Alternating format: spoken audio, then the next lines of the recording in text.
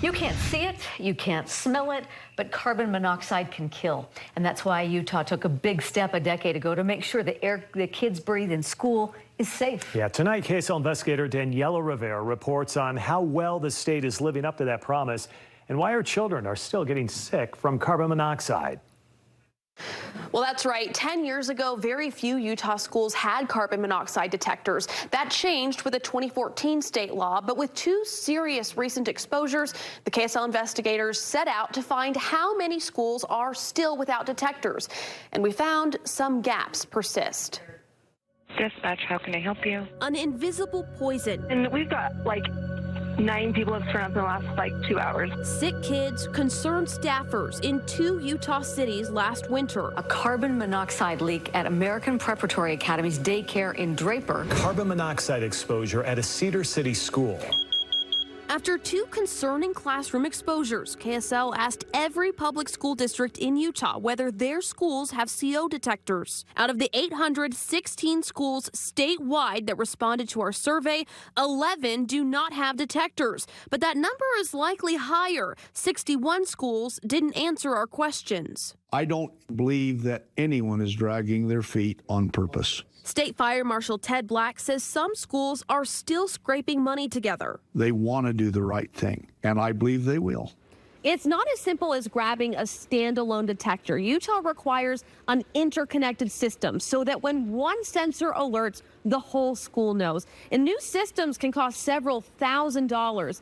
The state didn't set a deadline for the installations or pick up the tab. Here's what we know about the 11 schools that still don't have detectors. 6 are in the Granite School District, 3 in Tintic, 1 in Tooele, and 1 in Wayne. All districts told KSL they're slated to get them within the next year and a half.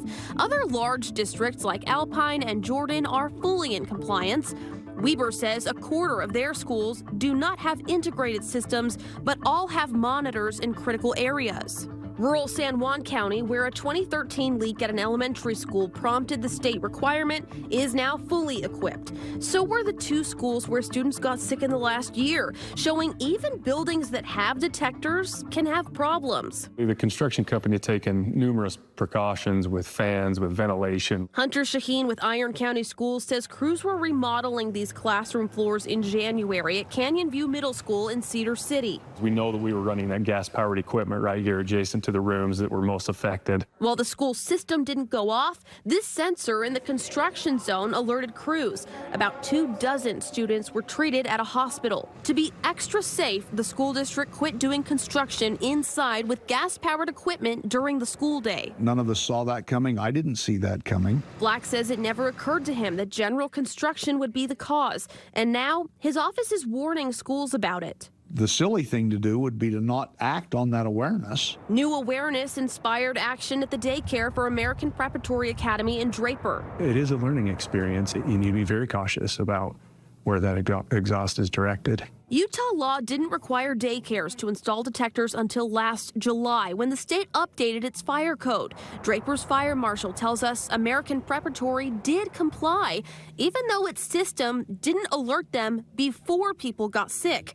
Director of Operations Tim Evansich says it's a lesson learned. We had scoured up all of the plug-in type CO detectors we could find, and now virtually every room in the building has one. But getting every school to comply is just the beginning. Black says these detectors have a shelf life of 6 to 10 years. CO detection there, okay. His team of 8 inspectors try to check on them in each school once a year, like they did here at Arcadia Elementary in Taylorsville. But Black says it's more important to prevent leaks from heating systems in the first place. Maintain your systems. You need to have someone who's a qualified professional maintain your systems. Families of kids in school agree. Disconcerting because you don't know, well, where's it coming from? Wally Taylor says luckily his granddaughter didn't get sick in January, but he says the leaks show it's important for communities to invest in student safety. We're going to have to pass some bonds to get